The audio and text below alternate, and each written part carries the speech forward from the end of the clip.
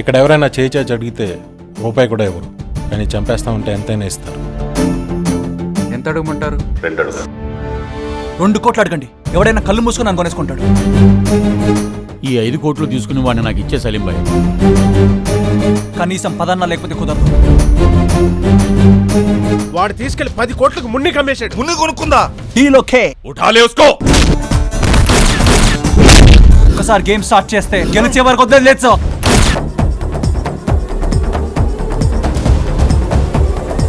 పులి మీద స్వారీ చేస్తున్నావు, పరిగెడుతూనే ఉండాలి.